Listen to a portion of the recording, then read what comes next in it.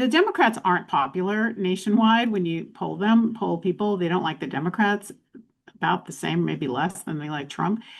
So, is there a feeling of anti-party, anti-establishment that was tapped into very effectively by Mamdani that the rest of the party should be listening to, that offering the same kinds of policies that perhaps worked in the Clinton era is not going to fly this time, and that they need to at least they need to present themselves differently and as more as outsiders, as populists, as whatever it is, not beholden to the entrenched power elite.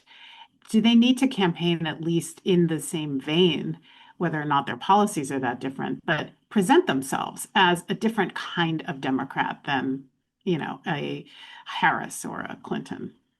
You know what's funny about your question, it's a good question, is sometimes when I was watching Mamdani, he actually reminded me of Bill Clinton, not necessarily as, I mean, Clinton ran as a populist. We forget that a large part of the content of the 92 campaign was a populist content. Yes, he was a New Democrat and all that, but he was a populist candidate, which Mamdani was, but also that sense of smiling hope.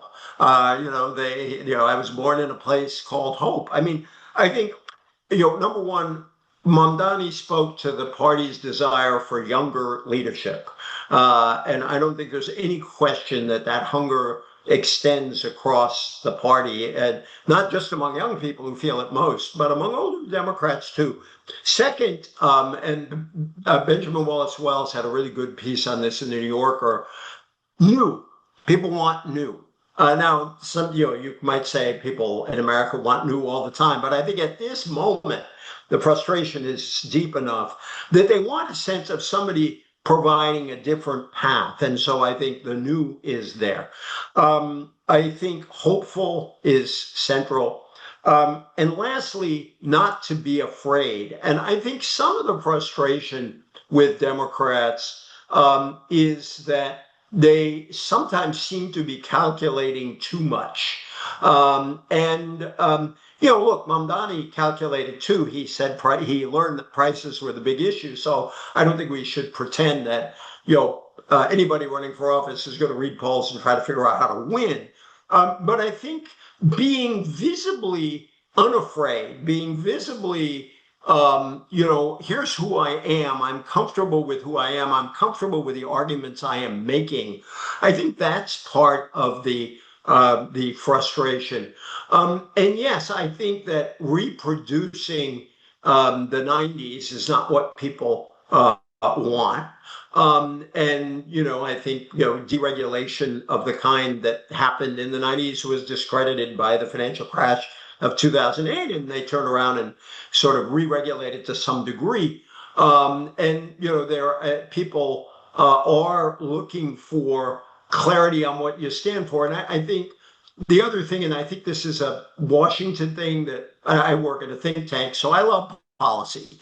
I think policy really matters. But I think that, I think a method that was used both by Bernie and Mamdani is a method that can be used on behalf of a variety of policies, more or less progressive, but some more moderately so, which is make a few clear offers. I always thought the strength of Bernie's campaign came in part from, I'll give you free college and I'll give you universal, single payer health care. I think you can debate the merits of single payer health care, but put that aside, as opposed to other ways of getting everyone, ensuring everybody is the bottom line for me. But it was a clear promise. People got it. They could put it in their pocket. Same for free rent, free buses, free childcare, rent freeze. And I think, Brad Lander, who was an opponent of Mamdani, who embraced him in the end, it was a really good, I think would have made a good mayor. He was very progressive, but not in quite the same place as Mamdani was. But he had 100 proposals. He had a really rich program that no one knew about to the degree they knew about Mamdani. So I think there is a messaging lesson about be firm about certain things that you are offering the electorate. And I think he really mastered that. And for all of you, join us again next week with Max Boot in conversation with Warren Olney to talk about Russia's war on Ukraine, Trump, Putin, Zelensky, and the search for peace. And I will be back with you again shortly. Thanks, and have a great night.